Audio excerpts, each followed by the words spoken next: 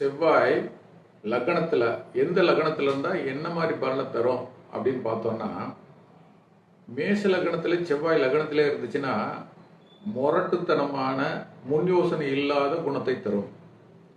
அதே செவ்வாய் விருச்சிக லக்னமாகி அதில் இருந்துச்சுன்னா கொஞ்சம் முன் யோசனையும் இருக்கும், அதே கூட வீரமும் இருக்கும்.